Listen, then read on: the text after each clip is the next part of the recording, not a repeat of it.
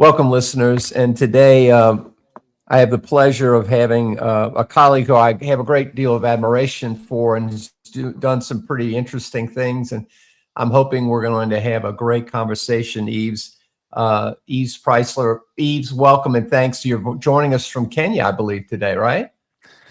Thank you very much for having me, Brian. Yes, I'm in Kenya, Nairobi today. Yeah, I remember speaking with you the first time and you told me all about the market out there. And so I was very fascinated by it. How Yves, did you get into the fitness industry to begin with? And tell the listeners a little bit about your story, if you don't mind. Well, I'm 46 years old and I've been in fitness and sports for the best part of my life. I started judo with the age of 5. I continued being a judoka until 25. Started using gyms from the age of 16 and never stopped since. So that's 30 years of lifting and old school bodybuilding. I've not changed my approach to training myself. So that's the fitness industry insertion for me, and then moved into fitness training, became a health and fitness manager, personal trained before that, and started my own first company with 28, home personal training company in Kuwait, Dubai, and Abu Dhabi, where we went to people's houses and start offering personal training. It's also where we met in Kuwait, no? We met there. I think Alicante may have been the first time we met each other. Yes. The Pavi Gym thing, where we had some nice chats, and I learned a lot more about you. Yeah, you have a very interesting story, and having done a lot of work in the UAE and Kuwait and throughout the Middle East and in Africa. I mean, you taught me a lot about Africa as a market and AFROFIT, some of the work you've done there. Tell the listeners a little bit about that, if you don't mind. I'm fascinated by it. Well, I run two main companies, right? I have my YP business consulting company, which is now going since 16 years. We do turnkey solutions for fitness, wellness, and recovery, from feasibility, market research, pre-concept to concept, architectural design, recruitment, software, you name it, from start to finish, we can turn on a project.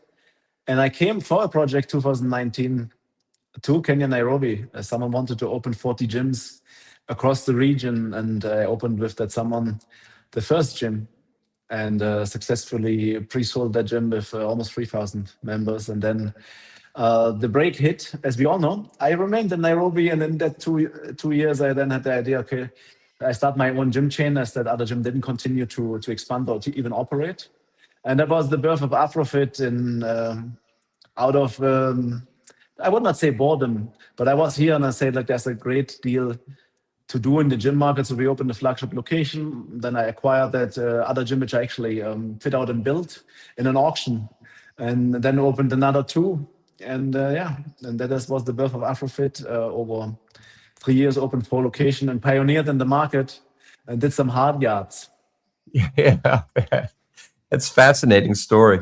So given the fact that, and I've seen you all over the world at different events and know, of course, your background, which is very broad in that part of the world in particular, what are some of the things that you're seeing when we look at maybe a couple of areas? And by the way, I see your post on LinkedIn where you explore a lot of these topics. You do a great job of creating a lot of candor around some of these subjects, which I appreciate. And in the show notes, listeners, as always, we'll have all the ways you can connect with Yves, including his Substack and everything else that he does. But Yves, if you were going to highlight 2-3 things that people should pay attention to in the industry space from your perspective, what would those things be?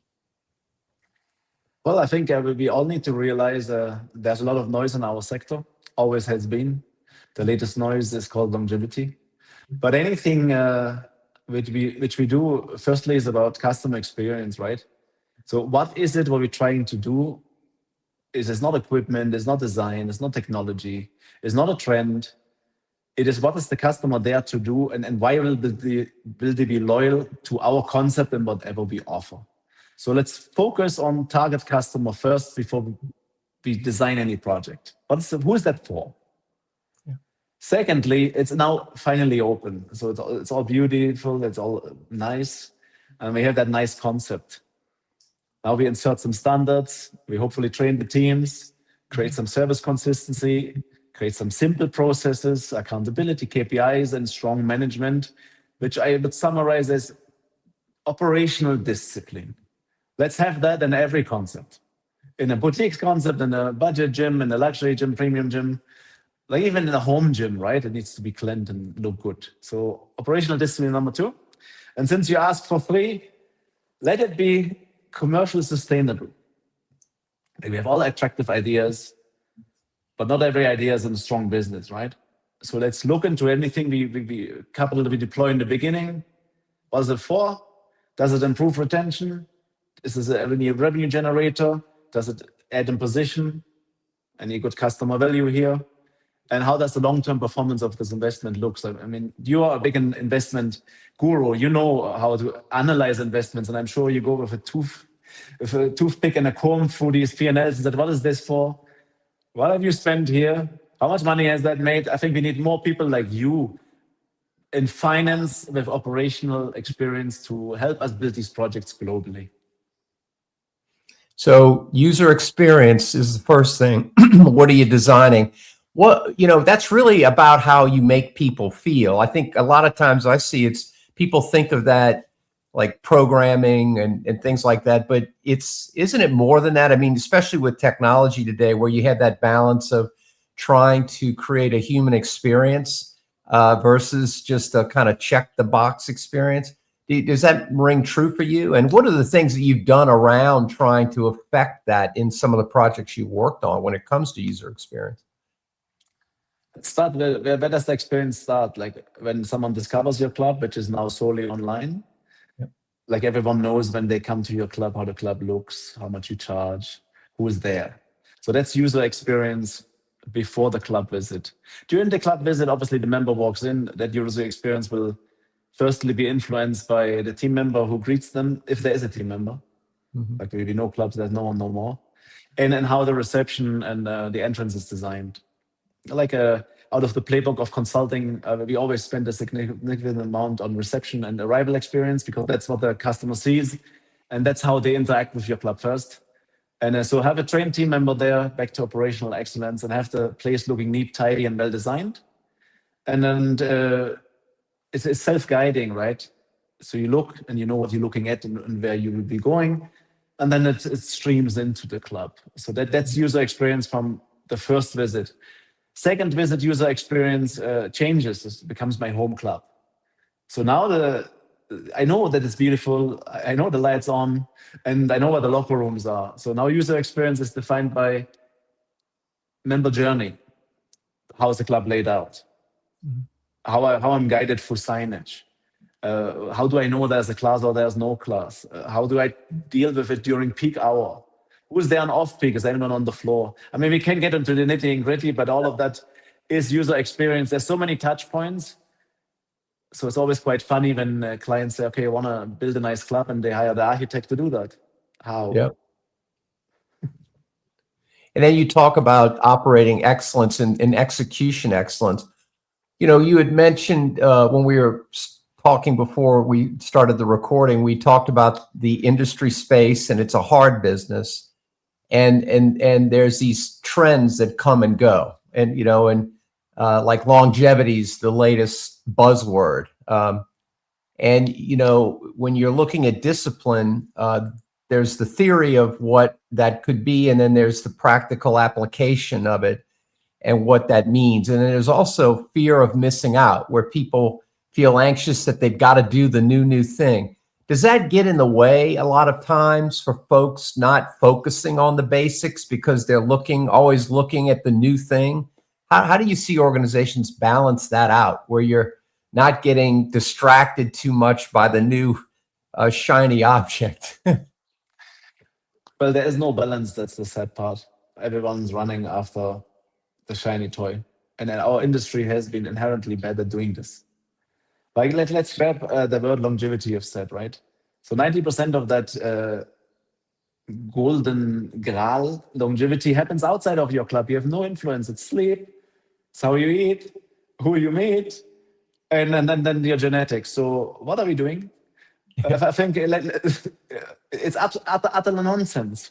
The doctor can't explain what longevity is. No, the trainer can't explain it. None of them is educated because it sits in the middle. The doctor will cure the disease. The trainer tries to prevent it, but then there's life. So we all should come back to one thing when we talk about fitness: provide an environment, hopefully non-judgmental, which we also don't provide, and put a good equipment there in working condition. Let it be clean and hygienic. Offer a mix of strength and cardio and classes, so people have somewhere to go, or choose one product and do that well. And then open and close the club on time. And then you do enough for longevity, because you give the customer the opportunity to come and train. You can still not drag them there. So we need to stop trying to prescribe all these medications and all these peptides and supplements, because we're not qualified to do so. And neither is there a lot of research suggesting that it actually helps. Yes. So, and then here I want to make a point on old school bodybuilding, right? I mean, you're older than me. I'm doing it 30 years. We all have trained hard, right? And then in the 90s, there was a lot of usage of gear and testosterone and stuff, right? And everyone judged us. Today, everyone is clapping that we are doing it. Everyone is on TRT, and everyone is having a needle in their bum. And then suddenly it's correct. And suddenly it's longevity. Before it was underground bodybuilding. But guess what? It's one of the fundamentals, the same as strength equipment, which has made it all the way to 2026.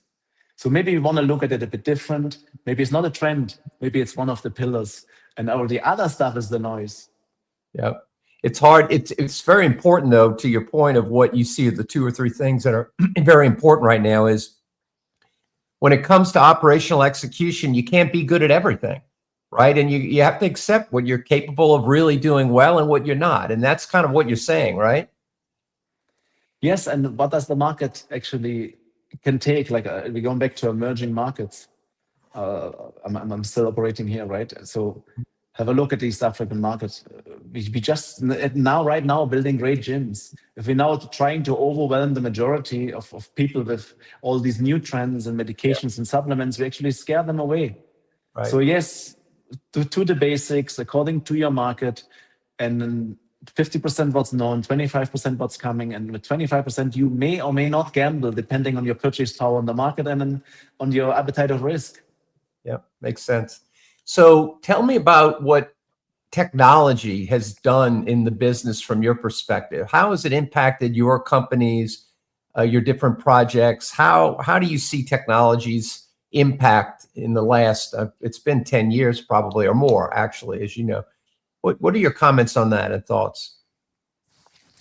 Well, technology has not replaced consulting. That's the good news. We're still here. And it will also not.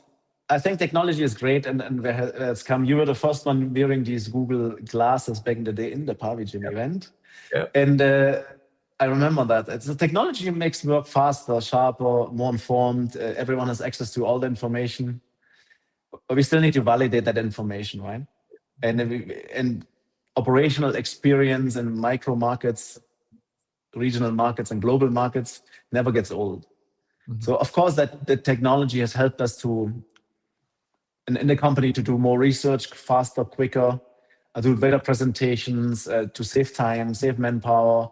And in operations, for sure, it gives us a lot of data to act upon, but we still have to act upon it. And yes, we can automate it, but then we are in a human business, so people still want to speak to a human and not a bot. We always been on the phone call or on this message and want to say, we want to talk to someone, we cannot get there. So it's an enabler. And it's a great tool, and we will continue to incorporate it in our work and projects. Mm-hmm. But it's a tool. It's not the expertise, and it will not get the job done. Mm-hmm. I think less screens in gyms than more screens. Put the screens on the back end and have analysts sitting there, not from the fitness industry, instructing the fitness industry people to take action.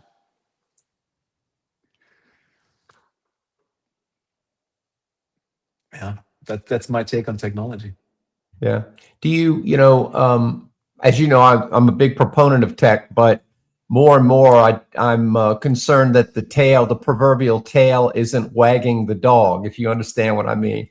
To your extent, we've got to be a little careful of worshiping too much at the altar of technology, because it has its downsides. I mean, it's not all wine and roses. You have to you have to take it in the right context to make it really make sense. Like for user experience design, I've seen a lot of people, you look at mobile apps alone and in the space and how low the actual adoption is of those things compared to just maybe check-in and a few things, but generally they're not widely adopted at all because they haven't integrated the technology into a thoughtful user experience design that you were talking about before. So it's kind of part of that FOMO thing all over again where, oh, we need tech because people are using it, so let's just slap it on. And, you know, it's not really the way you should think about it. I don't think people want more tech in the gym. Like we have equipment pieces with screens on it and all this data. Who is consuming that data? Yeah. And what are we doing with it? And why are we interrupting the human by training that there has to be some guiding of yourself and listening to yourself when you recovered or when you want to have the next set? And then does that screen know how you feel today? Yes, that's the recovery score from the Whoop, but I'm wearing a, I don't know, Aura ring. How is it the same? Yeah. And then there's a pull from much stronger tech giants and social media than that other screen can ever have. So why are we putting screens there and more apps which are dormant on the home screen? Yeah. I do not know. I do not know. Yeah. I hate it. It'll be interesting. It'll be interesting to watch how that evolves. Because, you know, like everything else, we've gone through these trends before. The tech has gotten more robust, but, you know, there were versions of this stuff years ago that came out and were used and then went away. So you don't know how is it really going to last, you know, what is actually going to last and how that really looks. It'll be a question. I tell you what lasts. The benches, the dumbbells, the resistance machines, the treadmills, the cross trainers, the rows, they have lasted. Yeah. So look at the first magazines which were out back in the day, right? Muscle Fitness, you name it, Flex. What was there? Look at what was there, and it was a pretty basic experience, right? There was nothing on the wall. There was weight equipment there, no shrouds, no nothing. No one cared. And we actually going back to this equipment without shrouds, and everything was always there. Is the 80% of these things, and then things come in and out. Yeah. And some things last, like the suspension trainer, or better known as TRX, right? Is there. Yeah. It has inserted itself and never went. Yeah. A small piece, like a piece of, straps, made it in there. And many screens and apps and devices came and go. So what comes back to what you said, what does the user actually want? Yeah. And why they want it? They want something they can actually use without much explanation. They don't want to feel silly using it. It has to be self-explanatory. I mean, it's interesting as we see Milo and eGym and everyone's growing, right? And and there's good things in this tech which elderly people can do. It adjusts itself. But now we are in the fitness industry of movement, so we cannot adjust our seat ourselves. And we cannot drag the plate. Okay, well, I have questions.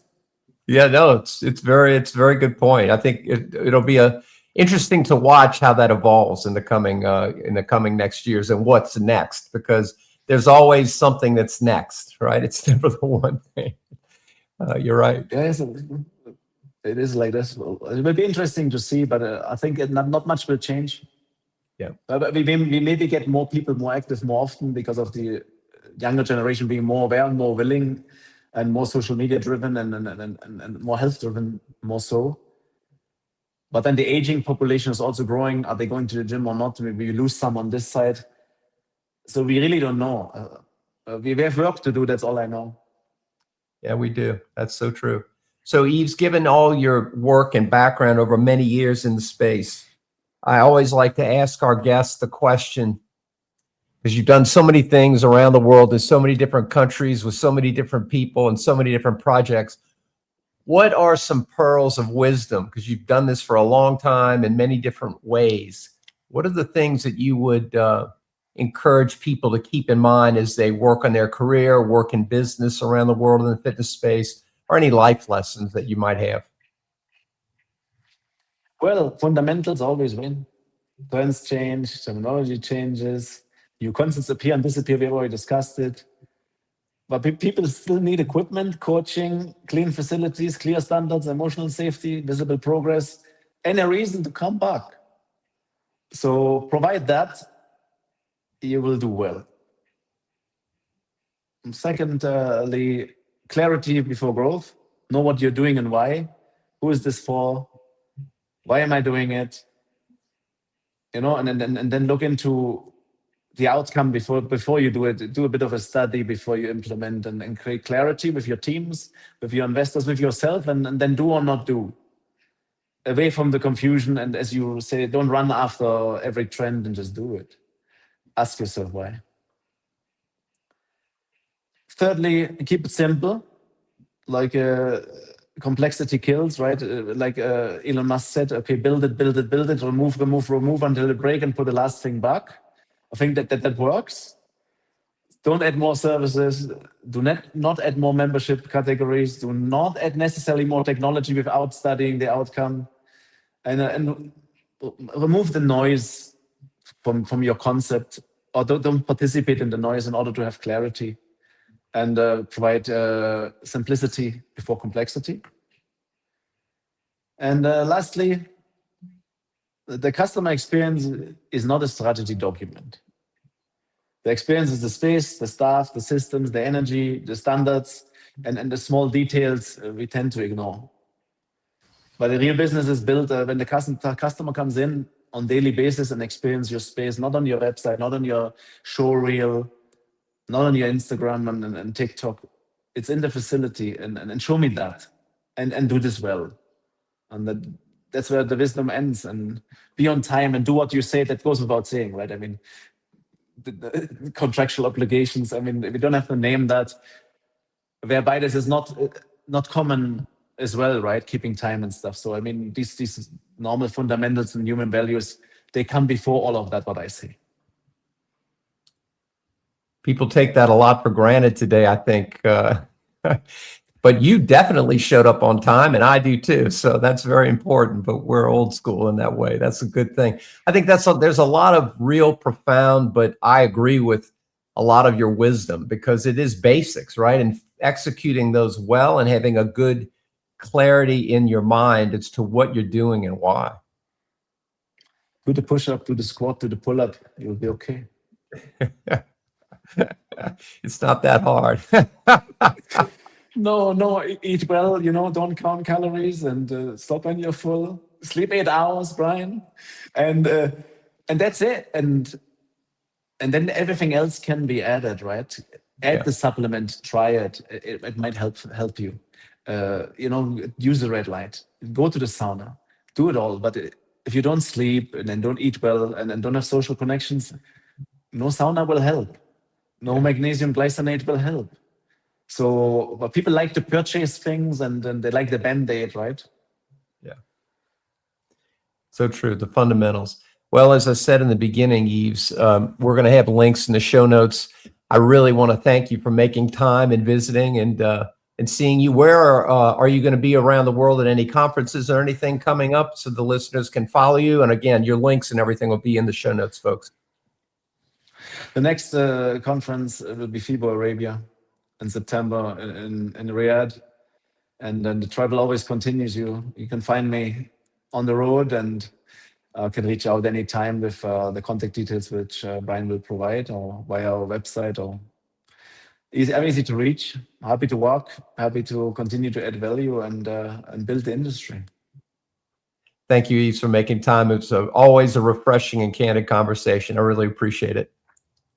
Thank you, Bryan.